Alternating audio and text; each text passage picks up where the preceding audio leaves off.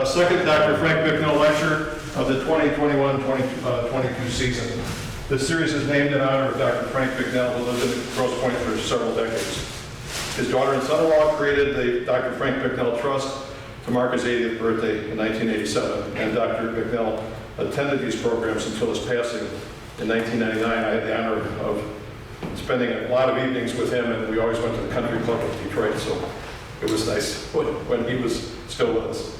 I'm Mike Skinner, chairperson of the Society's Bicknell Committee. The other members are Adam Hellenbach in the back, Vice President of Education for the Historical Society, and Sue Lewandowski, who unfortunately could not join us tonight. Adam is handling the technical issues relating to the online program, and unfortunately we don't have Wi-Fi here, and so we don't have anyone joining us remotely, but this recording, the two recordings will be put into one, will be loaded onto the YouTube channel. That's something I should mention. I joined this committee in 1992 when I was 5 years old, and have recorded about 70 of the programs, and thanks to Adam, they're all on the YouTube channel now, and we're getting a lot of good reviews for those, so I hope you can take a look at that.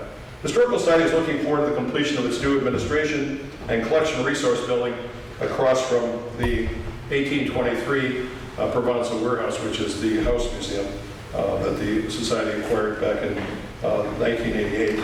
But the building, they broke ground in September, and when completed, the facility will include 5,000 square feet on 2 levels. First floor will include administrative offices, exhibit and activity space, and an archival room with room for public research. The lower level will include a digital lab and additional storage space. It's anticipated the building will be completed, the exterior will be closed in by December, and the interior work will be completed in the spring, winter and spring. Plans call for an opening next summer and installation and unveiling of the first exhibition, which Adam will be in charge of next fall. Generous donations from Foundation and the community have made it possible for the Society to build this new home. The hope is to be able to open the facility debt-free, so we certainly are hoping that you'll consider donations to the Society's capital campaign, which is entitled The Future of Grosse Pointe Past. In tandem with the 1823 Provençal Warehouse, the Grosse Pointe Historical Society campus will be the history hub of the historic Grosse Pointes. The Society also looks forward to the reopening of its 1823 Provençal Warehouse Museum and resuming in-person programs, including the second Saturday house tours and the one-room schoolhouse sessions, as the museum is, as soon as it's safe enough to do them, so of course. Now let me describe the rest of the 2021-2022 season. For those of you who are here tonight, there are copies of the books for all but the last book, which is still being worked on, being passed around. On November 17th, right here, again, these programs are always on the third Wednesday of the month in September, October, November, and then in March, April, and May. So we skip the winter. And the next program will be on the third Wednesday of November, November 17th. And the topic is the book When the Lions Were King, the Detroit Lions in the Fabulous 50s, from Wayne State University Press. This book recounts the period when the Detroit Lions were at the top of their game, winning league championships in 52, 53, and 57. None of which I remember. I'm sure none of you do either. This is the period when Detroit's population, and some say influence, peaked. The author, Richard Bach, was a 2010 Bicknell Lecturer and a graduate of Eastern Michigan University. He's a member of the Society of American Baseball Research and Professional Football Researchers Association. As always, the Bicknell Lecture Series take the winter off and then they come in March, and then the next lecture is March 16th, again here at the Cook Wonderful Schoolhouse. And the book is The Secret Societies of Detroit from the History Press. This book tells the story of the secret societies that have operated in Detroit for most of the city's history. Many started for fun and companionship, others had more serious ends in mind, and Grosse Pointers were members of most of these organizations. The author, Bill Loomis, a 2013 Bicknell Lecturer, is a freelance writer who possesses a degree in comparative literature at the University of Michigan and has done graduate work in television production at New York University. He's had articles published in the New York Times, Quality Magazine, a variety of business academic journals, Michigan History Magazine, Our Detroit, Crane's Detroit Business, and Detroit News. He also has regularly appeared on Detroit talk shows and history-based programs like Mysteries of the Museum. Then on April 20th, again here at the Cook Wonderful Schoolhouse, we will have Better Made in Michigan from the History Press American Palette Series.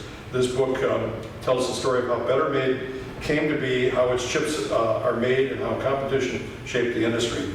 More than 40 potato chip companies once fed Motor City's never-ending appetite for salty snacks, including some that you may remember: New Era, Evercrisp, Crunchy, Mellow Crisp, Wolverine, and White Boy. Today only Better Made remains. Better Made co-founder Peter Cipriano lived in Grosse Pointe Park. Author Karen Diblis, a Grosse Pointe resident since 2002, is a graduate of the University of Michigan, has blogged as a Simon Detroit writer for Time Magazine, worked for the Oakland Press and Detroit News, and jumped on stories for publications including Corp Magazine, Detroit Unspun, and the, I'm going to say it wrong, but the Agency France Press Wire Service. And then finally on May 18th, during Preservation Month, we always co-sponsor the lecture in May with Grosse Pointe's largest preservation project, the Edsel Eleanor Ford House. And so it's co-sponsored with them. Based on the book Mega Builders, Henry Ford and His Circle of Architects, portion of that book that covers Edsel and Eleanor Ford and their circle of architects and designers. And it's a book that will be published by Wayne State University Press in 2023. This book will tell the story of the impact that Mr. Ford and his son Edsel Ford had on architecture, engineering, and building technology, and the many architects, landscape architects, industrial, and interior designers that worked with the Fords. Author Brian McMahon, a trained architect with degrees from the University of Notre Dame and Pratt Institute School of Architecture, has lectured and written extensively on industry, urban history, and architecture. His first book, The Ford Century in Minnesota, that's how I became familiar with it, tells the story of Ford Motor Company's production in Minneapolis and St. Paul, Minnesota, from the Model T era through the closure of the Twin Cities assembly plant in 2011. Finally, tonight's program. The book covered tonight is Becoming the Motor City, a timeline of Detroit's automotive industry, from the Reedy Press. This book tells the story of how the auto industry in Detroit grew, prospered, and ultimately suffered together, and how southeastern Michigan continues to lead the world in charting the future of mobility, often led by Grosse Pointers. The author is Paul Vachon, a 2018 Bicknell Lecturer, and that night he spoke about his Detroit Timeline book, which he is glad to sell. Matter of fact, none of you can leave without buying a copy of each. No, I'm just kidding. But anyway, he's selling. Don't have that many, but Paul is an author, freelance writer, and public speaker. The history of the Detroit area is his favorite subject. Paul's previous books include Detroit, an illustrated timeline, Forgotten Detroit, South Oakland County, Legendary Locals of Detroit, and Lost Restaurants of Detroit, last of which was the Bicknell topic in 2018. Paul also writes guidebooks on Michigan travel and has been a member, I should say, of the American Society of Journalists and Authors since 2010. Paul earned a BA degree from Sacred Heart Seminary College in Detroit in 1982 and worked in the retail industry for over 2 decades before becoming a full-time writer. Paul has written for local publications such as Crane's Detroit Business, Our Detroit, and Michigan History Magazine, plus the History Channel Magazine and others. Paul lives in Oak Park with his wife Cheryl and their, as you put it, crazy and lovable dog, Sophie. yes. So, Paul Vachon.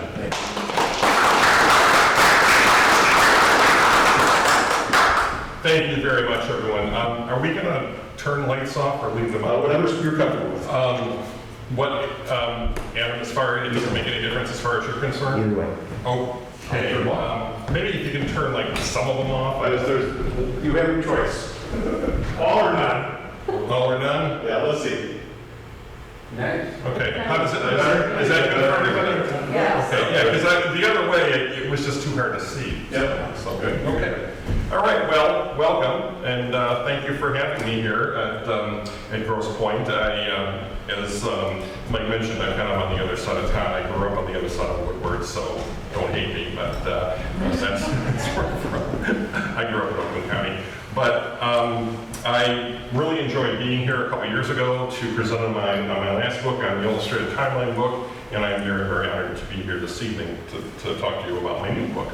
And the name of the book, it's got a long name because it includes a subtitle, is Becoming the Motor City, a Timeline of Detroit's Auto Industry. So what I do is the book is a series of textual vignettes, each of which describes a significant event in the development of the history of the auto industry here in Detroit, because although this city is certainly the center of the auto industry, it's not the totality of it. Of course, automotive technology originally started in Germany in the late 19th century, came to the United States, first to the East Coast, and then actually migrated here. And why it developed here in Detroit and why this became the automotive capital of the world is an interesting question that I tackle in the book, and I'll talk a little bit about this evening also too. So let's get started here. And I start out with a quote, and this quote is in the introduction of the book. And there are cities that get by on their good looks, offer climate and scenery, views of mountains or oceans, rock-bound or with palm trees. And there are cities like Detroit that have to work for a living. So, and that is quote is from the late Elmore Leonard, and he was right about that, because when you have a city that doesn't have a lot of those inbuilt advantages, it's a little harder to love, but we do it anyways here. So. And this is Campus Martius right around 1900. Now, as Detroit progressed through the 19th century, we always think of the 20th century as being so impactful and so change-filled, and it certainly was. But the 19th was too, because at the dawn of the 19th century, Detroit had changed a little from when it was first established in 1701. It was a military fort with some settlers and so forth. And of course, just 5 years later, there was a devastating fire. But by the end of the 19th century, which is the time this picture is taken, it had shed that structure and become quite a self-sufficient industrial metropolis. The population by 1900 was, I think, about 300,000. And some of the industries that had grown up in Detroit during that time included shipbuilding, stove building, and car building. When I say cars, I'm not talking about automobiles, I'm talking about railroad cars. And all of those provided an industrial foundation that later allowed the automotive industry to develop and flourish. And this is an example right here. This is a shipyard early in the 20th century, right on the waterfront. And some of of course, the fact that we were on the water helped develop the shipbuilding industry. When internal combustion engines were first invented, one of the first uses of them was as marine engines. And that's why you had some of these shipbuilding and marine engine manufacturing operations located in Detroit. It was just a perfect location for something like that. And of course, too, they were building larger ships as well. Now, I mentioned that the automotive technology was really first developed in Germany, and this is an example of something called the Benz motor wagon. And as you can see, it's an overgrown tricycle, essentially what it is. And this was developed by Carl Benz in the 1880s, and it had just I think a 1 horsepower motor underneath the seat, and really didn't have a transmission as such. There was a system of belts which turned gears, or chains which delivered drive to the wheels, and it was steered by a tiller, which a lot of early cars were. And it was really probably the first workable automobile in the history of the world. At least it was done equipped with an internal combustion engine. And we always kind of think of Henry Ford as the pioneer of the auto industry here in Detroit, and he certainly was. But curiously, he was not the first person to drive a car on the streets of Detroit. That happened in 1896, but when Henry Ford did his. But a couple months before that, it was his colleague Charles King, who had migrated to Detroit from California. He was he was an engineer, and he had been to the World Columbian Exposition in Chicago in 1893. He saw some developing internal combustion engine technology, and he had the idea of maybe pairing that with a horseless carriage, as it was called, and the whole idea of a working automobile just started growing in his mind, and that's why he came to Detroit. And he started doing that, and it was in the fall, around September, that he took his drive around Detroit, and he drove downtown. He left right around Lobian Street, went down to Jefferson, turned right, went over to Woodward, then came up Woodward to Campus Martius, and that's where we stopped.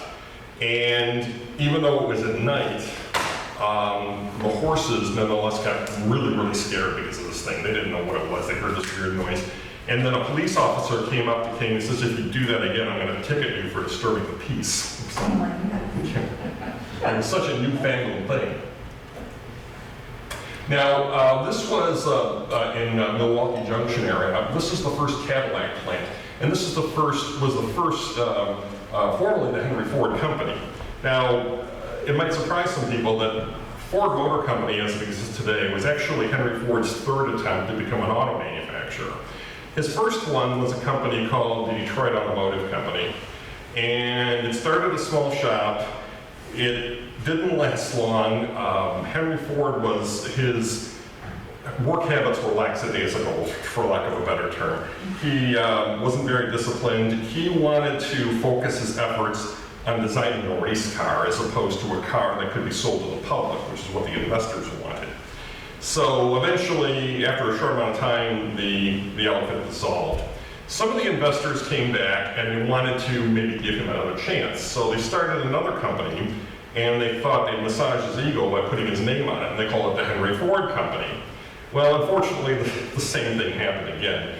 And they paid him, I think it was $100, and the rights to the design that he had come up with, if he would do them the favor of just going away.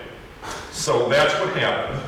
And then shortly after that, the company leaders invited Henry Leland to come over, who later started Lincoln Motors. And he had his own machining company, and his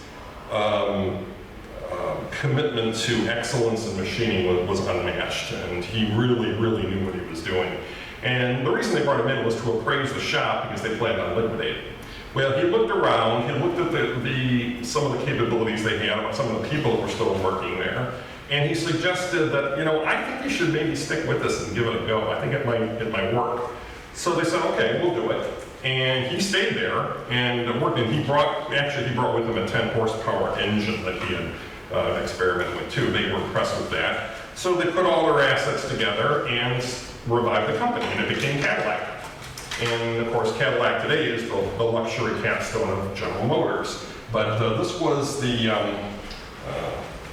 the first, you can see it says right there, Cadillac Motors, and that was really their first full-fledged factory. I have a picture in the book, it's not here in the slides. It's a great, great group shot of some of the early Cadillac employees, and I think you'll like it. But after those two failed attempts, Henry Ford still wanted to become an automaker, and he built this race car called the 999. And the race car today is at Henry Ford Museum. You can see it and walk right up to it. He recruited this gentleman named Barney Oldfield to drive it in a race that was held at the Grosse Pointe racetrack. Despite its name, I think it was in what is today Detroit, the east side of Detroit. And it was a race that he was not expected to win, but he did. Oldfield was driving Ford's car. And after he won, investors again were watching, and they decided to give him a third chance. The primary one was a gentleman who ran a coal company downtown named Abraham Malcolmson. And he and a few other investors came together. They wanted to keep Henry Ford on a short leash because they knew his reputation. One of the investors was Horace Rackham, and then of course the Dodge brothers were among his early investors, both John and Horace Dodge. They had been supplying Henry Ford with transmissions and engines, what's called the machine portion of the car, and he had fallen behind on paying their invoices. So if they forgave $7,000 in balances and then invested another $3,000 in cash, they would be given a 10% stake in the new company. Well, $10,000 was a huge amount in 1903, but they did it. And of course, in 1919, many years later, when he bought out the Dodge brothers, the Dodge brothers stock in Ford Motor Company was worth $25 million at that point. So. And this is Henry Joy. I'm going to see. There we go. Okay. This is Henry Joy, and he is driving a car. This is his Packard. This happens to be right near his house. And I think it was on Boston Boulevard, if I'm not mistaken. In 1901, Henry Joy went to Cleveland to buy a new car from a company that had started there called the Winton Automotive Works, W-I-N-T-O-N. And he lived in Warren, Ohio, which was some distance away. He got his new car, he was driving home to Warren, and the car broke down several times on his way home. And it was a brand new car. So he contacted Mr. Winton later on to express his displeasure, and Winton simply said, well, if you're so smart, Mr. Packard, why don't you build your own car? And he said, well, okay, I'll do it. So Packard went he teamed up with his brother, and they started Packard Motor Works in Warren, Ohio. Henry Joy was from Detroit, and he saw he was in New York, and he saw a Packard car there, and he was impressed with it. So he went down to Warren and offered to invest in the company, and Packard took him up on that, and then he eventually moved the company, I should say, here to Detroit. And of course, the remnants of the old plant there are on East Grand Boulevard. So, and the rest is history, as they say. And this is a picture of the Dodge brothers. The Dodge brothers, one of the things I'm always interested in about the Dodge brothers, and this is a little almost non-automotive in nature, is that if you ever read books about some of the very, very wealthy people of the Gilded Age in the late 19th century, sometimes they're referred to as the robber barons. You got your Carnegie, Vanderbilts, Morgan, etc. John and Horace Dodge were a little bit of a latter-day iteration of that were locally based. Not as extreme, but they were taskmasters. They were themselves extremely hard workers. John Dodge was more the financial person, and Horace was more the engineer. Horace Dodge invented a dust-proof ball bearing that was key to their success. And they accumulated a huge, huge amount of wealth with their automotive, with their company, which first built engines for Ford and transmissions. Originally, they started with Oldsmobile, then they switched to Ford. Eventually, they wanted to build their own car, and that's when Henry Ford wanted to part ways with them because he didn't care for the competition. So in addition to, of course, selling their stock in Ford Motor Company in 1919, they also, by then, were already wealthy from operating their own company. And the sad thing is in 1920, in January, they were at a automotive show, a trade show in New York, and John Dodge got very, very sick, and he recovered, but then Horace got sick. Horace recovered, John got sick again while still in New York, and eventually died. It was kind of the last gasp of the Spanish flu epidemic that was going on then, that had started 2 years earlier. Horace was beside himself. The two brothers, they weren't twins, but they were very, very close. He tried to work a little bit afterwards, but really couldn't. He went to their house in Florida. They eventually died there in December of 1920. So within that same year, both brothers died. And their widows had a manager run the company for a couple of years. They eventually sold it to a Wall Street firm called Dillon Reed, and then they sold it later on to Walter Chrysler, and of course became part of Chrysler Corporation. Now, in 1903, then, when Ford Motor Company finally started, this was their first shop. It was on Mack Avenue. The building isn't there anymore. This was their home for less than a year. It was a rented shop, and this was the predecessor of the Piquette plant, of course, which still exists today on Piquette Street. The original Mack Avenue shop, there is a building at Greenfield Village, which I think is a 1/3 size reproduction of the Mack Avenue shop. And you can go in there, and there are docents there operating machinery and talking about how machining and assembly was done back in those early days. Now, I love this picture. I put this picture in the book, and unfortunately, that very stylized caption that you see right there, on the bottom. They couldn't get that in. They had to cut, the publisher had to cut that off.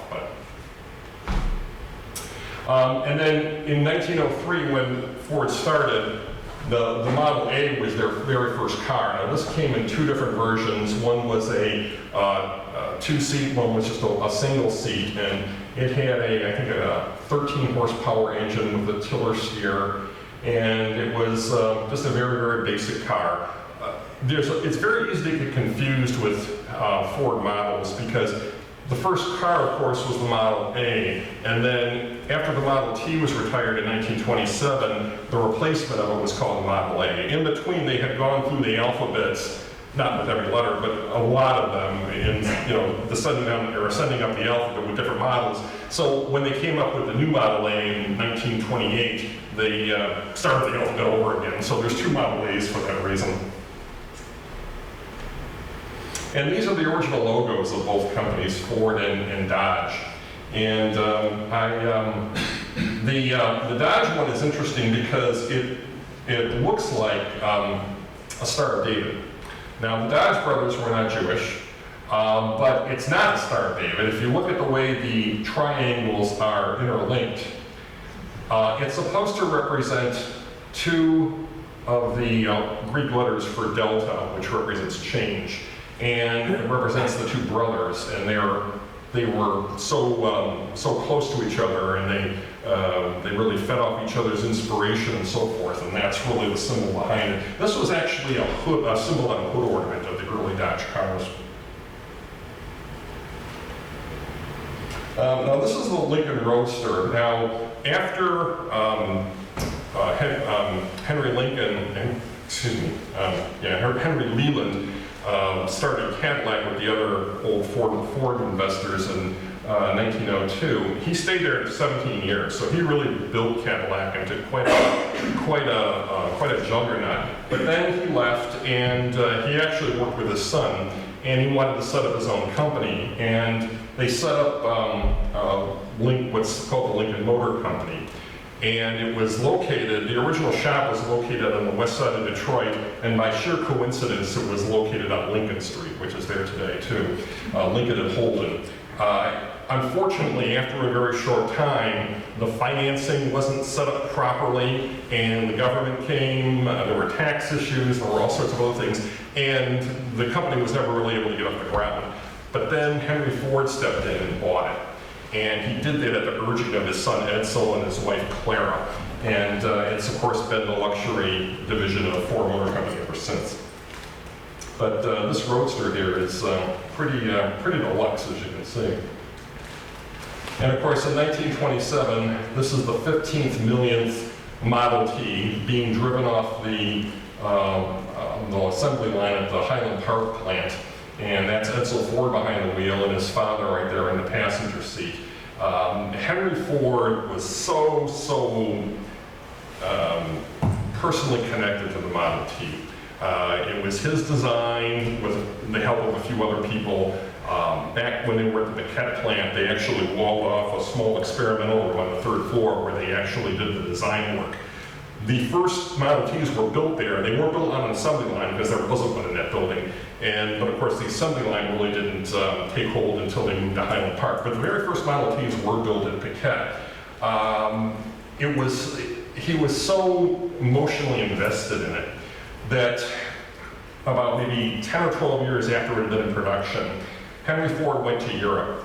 And he came back, and while he was gone, his son Edsel and a few other engineers had designed a prototype of a car that they thought would be an improvement on a Model T, and he wanted to show it to his father on his return and thought he would consider it. Well, Henry Ford took one look at it, and he took a crowbar and smashed it personally because he said, "There's nothing wrong with a Model T." By the time the Model T was retired, finally in 1927, after he finally realized it, perhaps one of the reasons he did realize it is because the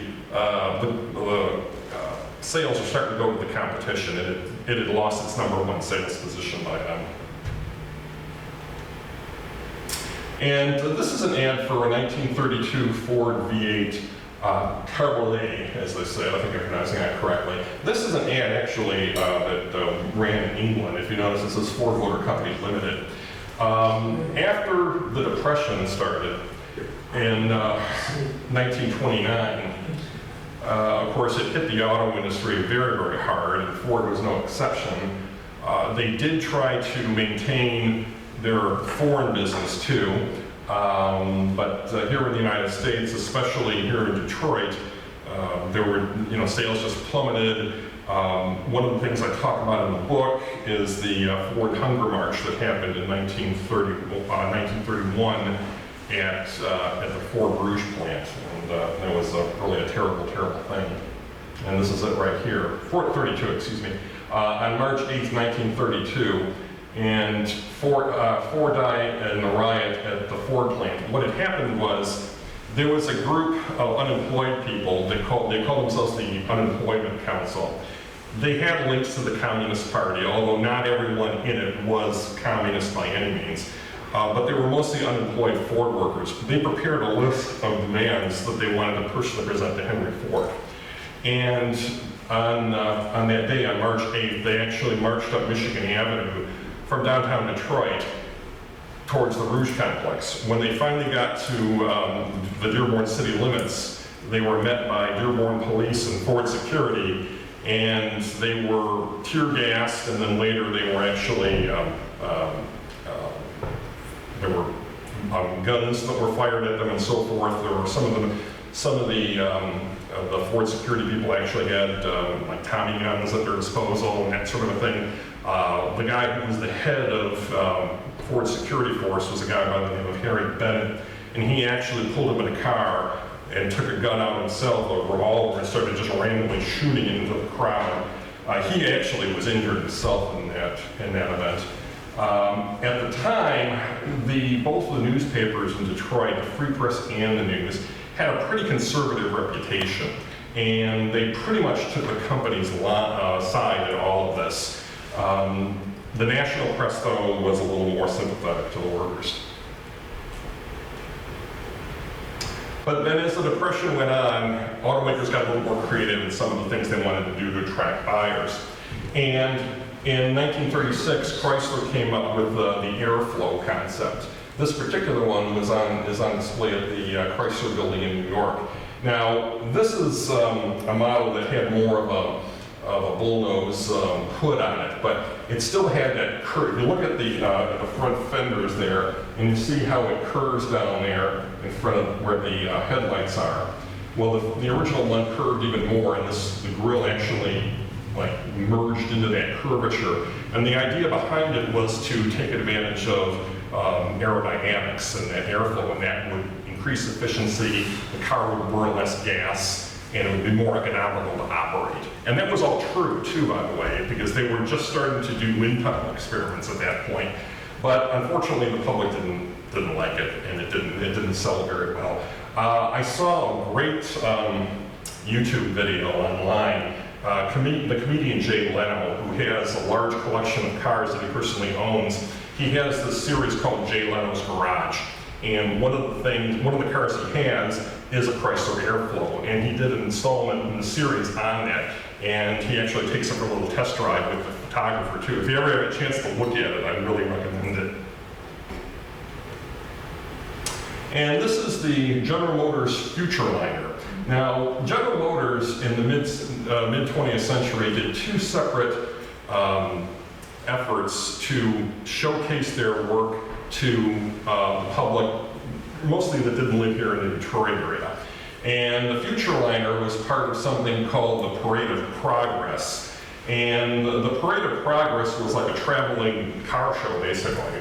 And they would take a car from each one of the major GM divisions and display it around the country. And then they would also display other things that were non-automotive in nature that GM's other divisions produced, like the Frigidaire division produced domestic refrigerators. I think there was one that did toasters and things like that, and they would also bring those as well. And it was quite successful for a while. I like the styling of this Futureliner, as they call it. It's very 1930s Art Deco. It's really kind of a neat-looking vehicle. And that lasted for a number of years, really almost up until World War II. And this is just a random picture here. It shows you how design was evolving at that point.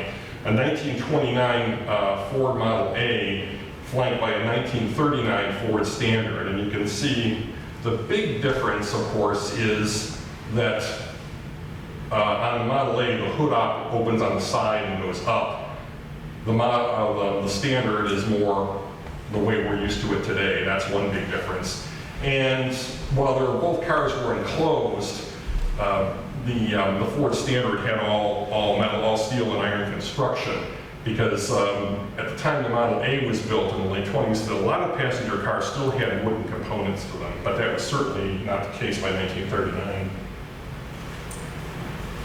And of course, this was the attack on the U.S. fleet at Pearl Harbor on December 7th of 1941. That changed everything, not just for the automotive industry, but for the country. And of course, the automotive industry was the one industry that had the industrial capability of producing in large quantities all the munitions and armaments and so forth that would be needed to win the war. And Detroit contributed more to the Allied victory in World War II than any other U.S. city, by far.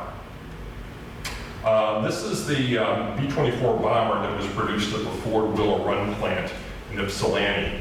And the story about how this came to be is interesting, because even well before Pearl Harbor, when it became obvious that the United States was going to be eventually involved in the war, William Knudsen, or they called him Bucky Knudsen, who had been with General Motors, at President Roosevelt's behest, he headed up the War Production Board in Washington, and he wanted to, among other things, build a large Air Force. The United States had almost no Air Force at the time, or Air Corps as it was called. And the B-24 bomber was a design produced by a company in San Diego called Consolidated Aircraft. And Knudsen asked Ford to see what they could do to mass produce this plane.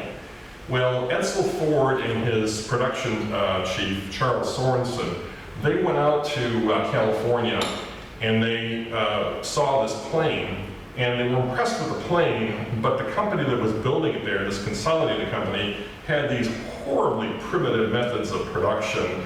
They would assemble them by hand. Sometimes they would do it out in the sunlight where the sun could warp the metal. They built them in very, very small quantities. They didn't even have comprehensive blueprints. So they said, well, we can do this, but we need capability. So they went back to their hotel, and Sorensen sat down. He stayed up the whole night, and he sketched out a plan where they could actually build a plane like this on the assembly line system, just like a car is put together. And that was a radical thought. It had never been done before. But he even made a rudimentary sketch, too, of a plant that would have to be built in order to accomplish this. Well, he showed it the next day to Edsel Ford, who approved the plan, and soon the ground was broken on the plant. There was actually a Ford farm and a boys' summer camp located at that site previously. And the plant went up. It was finished just a couple of months before the Pearl Harbor attack. And getting up to production, adequate production, was a very, very laborious task, because for a couple of years, they struggled along because the government was always issuing design changes. Because it was way out in Ypsilanti, it was hard for workers to get to. There was chronic absenteeism and turnover, but they stuck with it. And eventually, by mid-1944, they got to the point where the plant was able to produce one bomber per hour, 8 hours a day, or 24 hours a day, 7 days a week, 365 days a year. So that was quite the feat. And there were like 450,000 parts that went into one of these planes. And to do it at the same pace that you could do a car was nothing short of amazing. And of course, General Motors had a role in the war effort too. Here they're testing vehicles, trucks and things down inclines. The famous Willys Jeep that was designed by a small company called American Bantam near Cleveland. They produced the design, but the government knew that they didn't have the ability to produce the quantities that were needed. So the design was given to Willys, which produced it, but even they couldn't produce enough. So the government also said to Ford, can you build some? So actually Ford built a lot of the Jeeps too. A lot of them were built at the Rouge Complex. Now after the war, of course, the auto industry was kind of in disarray because they had concentrated so much so on producing the war and facilitating victory that they didn't have anything to offer the public, to the civilian public after the war ended. And Ford was in a particularly precarious state. Their accounting system was so antiquated that they actually took invoices and weighed them, a stack of invoices, and estimated the expenses based on the weight of the pile. True story. So Henry Ford II, who had just taken over as chairman at the time, knew that he was in serious trouble. And he went to, these gentlemen came to him. The Whiz Kids, as they were known, were all World War II veterans who had worked in a special unit that used newly developed statistical methods to help procure military armaments and deploy it in the field and actually fight battles too. They used these statistical devices and methods to great advantage. And the thought was that they could actually use this in civilian industry as well too. So they came to Henry Ford II and they said, we'll come to work for you, but you gotta hire us en masse, as a whole group. And he thought about it and he did it. And many of them stayed for a number of years. And in fact, one of them stayed until the 90s. And they were really the salvation of Ford Motor Company. R.J. Miller was one. He later became president of Ford. And this gentleman right here, that's Robert McNamara, who later became Secretary of Defense under President Kennedy. He was president of Ford for a short time. Prior to that, he was general manager of the Ford division. And they streamlined bureaucracy. They brought the company basically into the modern age and really, really saved it. This is the Tech Center in Warren.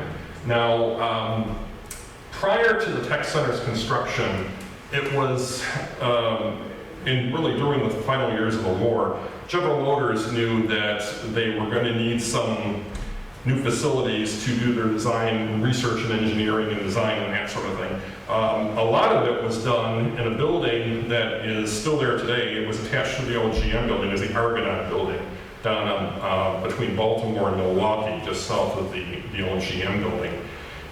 But in addition to that, they had other offices and departments scattered around the city in different locations, and it didn't, say much for efficiency and that sort of thing. So the idea was to create a suburban-style post-war campus.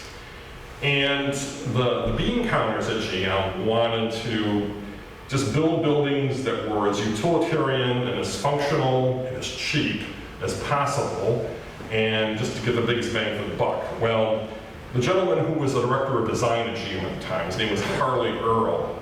He said, if we really want to make a statement to the public, because the public is going to see these buildings, I think we need to do something more dramatic, and I want to hire a top drawer architect.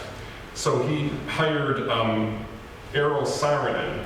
Now, Eero Saarinen's father was Hillel Saarinen, who was from Finland. He designed the Cranbrook campus in Bloomfield Hills. His son Eero was recruited to design the Tech Center, and he chose the international style of architecture for the Tech Center. The quintessential example of international style is the UN headquarters in New York on the East River, but that style is kind of mimicked a little bit in the Tech Center, and he succeeded beautifully because the design dome, the styling buildings, and so forth. Unfortunately, the public isn't allowed in, but there's a lot of pictures online that you can see, and I'm sure it appears in a lot of the books as well too. just the beautiful glazed brick walls that are in there. They have these floating staircases, and there's all kinds of art by people like Alexander Calder and Charles Eames and so forth gracing the campus. So they really did a great job with it. And to GM's credit, many of the buildings that have been built in the years since have honored that legacy too. There's a large office building that was built about 10 years ago right at the corner of 12 Mile and Van Dyke.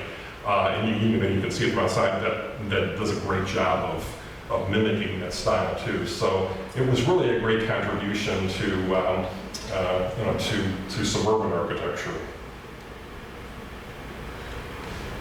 Now this is a Motorama. Motorama was kind of the reincarnation of the Parade of Progress I was talking about earlier. And this was developed in the 1950s, and it was also kind of like a traveling auto show. It was popular because at the time, most people still didn't have television.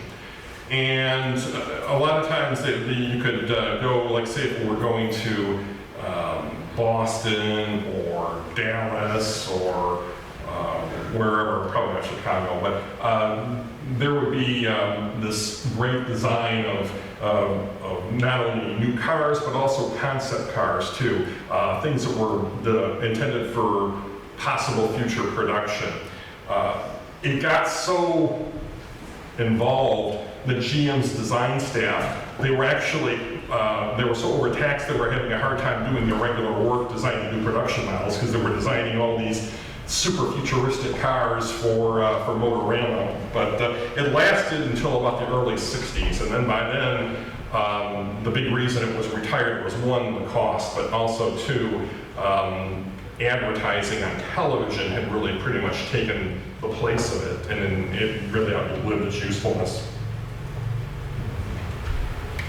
And this is a Chevy Corvette ad from 1953, and that was the first year that it was that it was for sale. Chevy unleashes the new Corvette, and the reason for the genesis of the Corvette was that during World War II, and well, I should say after World War II, when a lot of GIs came back, they noticed that when they were in Europe, they would see a lot of these really snazzy European sports cars, Porsches and Audis and cars like that, and they thought, well, how come American car makers never make anything like this?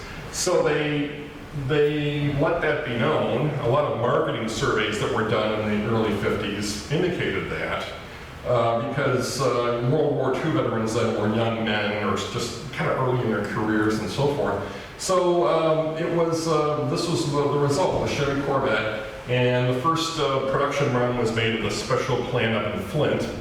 But the funny thing is the first year it had a weak engine and it only had a 3-speed manual transmission, and it didn't sell very well. And it was actually, they were thinking about canning it after a year. But then, I think after 2 years, they brought a new chief of engineering in from Belgium who kept the design pretty much the same, but souped up the engine and everything and really gave it some pep. And it really took off from there, of course. And as they say, the rest is history. It's been around now since 1953, and it shows no signs of letting up, even in today when we're looking differently at our carbon footprint, gas-powered cars, and so forth. The Corvette is still very much there's a certain specialness to it, a certain panache to it, and it carries that. It still carries that status today. The newest version of Corvette actually has a mid-engine. The engine is located in the middle, I think, right behind the back seat, there's no back seat, right behind the 2 seats in the front. And that's kind of an unusual setup that they've never done that before. And of course, the 1964 Mustang is here. I have a section of the book that I call the era of colorful executives. And that basically was the mid-60s, and there were 2 gentlemen who reflected the colorful era of the time. And that was Lee Iacocca, who was the father of the Mustang, and John DeLorean. at General Motors, who was, well, he was general manager of the Pontiac division, and his big baby, if you will, was the GTO. And at that time, of course, gas was, what, 19 cents a gallon or something like that, and speed was a big thing, and a lot of your baby boomers were just getting to the age where they were getting their driver's licenses, and they wanted something fast. It had to be anything other than what their parents drove, so that was the big thing. And of course, this is the cover of Newsweek, April 20th, 1964. And you have right there the Mustang, the newest breed out of Detroit, and that's Lee Iacocca right there. So he made the cover of Newsweek, I think, about 5 or 6 times during his life. This is the Chrysler Turbine. This is on display at the 1964 World's Fair that was in New York. Now, turbine technology, which is the same technology, of course, that a jet engine uses, although adapted for a land vehicle, was thought to be by engineers at Chrysler the wave of the future, and going all the way back to the late 30s. And they did one experiment after another with it, and they produced workable prototypes. And by the early 60s, they thought that they had produced a prototype that would be usable at least enough to have the public test it out. And that's what they did. They produced about 60 of these, and they had a drawing, basically, of people who had been previous Chrysler customers. I think they're mostly in the eastern half of the United States. And they gave each one of these families 6 months use of a Chrysler turbine for free. They just had to supply the gas. And they had to keep a diary about how it performed and so forth. And it had a lot of advantages. It started in cold weather much better than a regular conventional car would. It was easier to steer and perform. It performed well. But the big advantage or disadvantage was that it got very poor fuel economy. So after the experiment was over, Chrysler collected all the data. They made the decision not to produce the car for public sale. And probably the saddest thing, though, is that out of the 60-some cars that they produced, about 51 of them were destroyed. The remaining 9 are in museums today in private collections, and Jay Leno, who I mentioned earlier, he owns one of them. And his is one of only 1 or 2 that are actually still able to be driven. And he does drive it sometimes, too. And you might look at this and think that this resembles a Ford T-Bird. And the reason it does is because in the 60s, when Chrysler was doing the styling for the prototype of the turbine, the gentleman who was the primary designer had previously worked for Ford on T-Bird, so that's the reason for the resemblance. And of course, by the 1970s, we call it the malaise era, which I talk about a little bit in the book. Gas got prohibitively expensive. I tell a story in the book that I got from a very long book by David Halberstam, the historian, and he tells a story about how in 1973, there was a young man who worked in New York for a Wall Street firm that was they analyzed the petroleum market. And his bosses sent him to Detroit to meet with executives to explain to them their belief that the price of gas was about to go up and go up soon, very soon, and go up very sharply, very soon. He came to Detroit and he basically got a very cold reception. At Chrysler, there were a few middle-level executives that met with him. At Ford and GM, he didn't even get that. And their attitude was, gas will be cheap, oil will be cheap, because it's always been cheap. And there were a lot of factors at play, though, that meant that that wasn't going to be the case anymore. There was rising Arab nationalism in the Mideast. There was the Yom Kippur War in October of 1973 resulted in the Arab oil embargo because of the United States support for Israel in that war. Well, he was in Detroit in July, And by shortly after in October and November, the price went through the roof, quadrupled. And years later, some people from the big three actually ran into this man later on, and they said, man, I wish I had listened to you. And this is a little cartoon from the Atlantic. This came out a few years ago, when, of course, the industry has had ups and down cycles. And this is about the 2009 bailout. And you have Detroit, a guy says Detroit's a hybrid, and you have a car with a guy pedaling his bike in the trunk to propel it, and he's the taxpayer, that's what it says right there. So. And I end the presentation with this. This is Detroit's skyline seen from Midtown. Usually when you see a picture of Detroit skyline, you see it from the other side. You see it from the Windsor side, and you see the river and so forth. But I wanted to do it from this side. I didn't take this picture, I got it. But one of the things I talk about in the book that I didn't talk about in the presentation here is the impact that the industry had on the city in two ways. One, it put the city on the map, certainly. But number two, after World War II, the influence of the industry exacerbated trends that occurred elsewhere in the city too, but it made them worse here. And that is just unrestrained suburbanization, which hollowed out the city. And it was done largely through expressways that were built by the lobbying of the auto industry. It's no coincidence that we're one of the few cities in the United States that doesn't have a mass transit system. There is no subway here. There is in a lot of other cities. I was just in Philadelphia and rode there, I loved it. But we don't have one here. And that, undoubtedly, is because of the influence of the auto industry. So while the auto industry has certainly contributed to Detroit's prosperity, it's also contributed to Detroit's problems, too. And that is, I think, finally starting to be reappraised. The automakers today, particularly GM, they see themselves as responsible corporate citizens that are looking to chart a new future of mobility that will be carbon-free eventually. GM wants to get to the point by 2035 where they produce no more gasoline-powered cars. Everything will be electric or some other alternate fuel.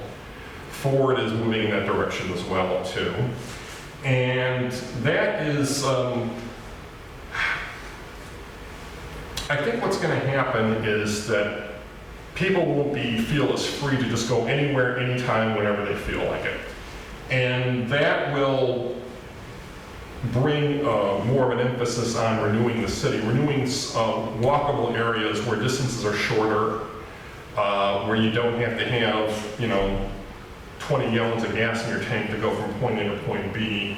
And it'll ultimately, I think, help the city too. The great example, of course, is what Ford is doing with the Michigan Central train station now. They're using that as a center for research for electrification and new forms of mobility, and they're doing it in a place where they want to, they're not doing it just because it's a place to do it. They're doing it to save a landmark, but they're also doing it because by doing it in the city, in the central city, they see themselves as contributing to the greater community and building a community that can be helped by these new forms of mobility that they're developing, and that was earlier pretty much damaged by just unrestrained building of cars with internal combustion engines too. So I'm not down on the auto industry, but I try to be realistic about it too. So. Very good. So.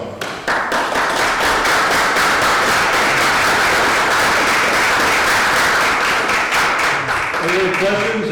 Again, Paul's here to sign books, Yes. as long as you buy them. But he's got books for sale. Yes. Are there any questions? Any questions, first of all? Finish up? Yes. My uncle, who was born in 1911, so he was in his 20s and 30s, and he always considered Packard to be the ultimate luxury car. It was. At that point it was. Yes. And my question is, what do you think caused their demise? What happened was, after World War II, they had to retool like everybody else did. But they wanted to go back to their pre-war model of building expensive luxury cars that there was the clientele for that was getting smaller and smaller. Now at GM, they built Cadillacs, but they were diversified. They had cars at other price levels too. Packard didn't do that. They eventually merged with Studebaker, but it was too little too late. And Packard, by the 50s, you know, was just seen as stodgy and old-fashioned and that sort of thing. And that's ultimately what did the thing. So. Anyone else? Any other questions? Well, thank you all for coming. Oh, go ahead, I'm sorry. I remember 73 when gas was high, but I can't remember the price of it. There was a Texaco station down the street from my grandparents' house in Royal Oak, and I remember the price, 23 cents a gallon. No, not in 73. Oh, yeah, they went to $1.10 within a year. I worked at the Shell station in Hartford Catcher.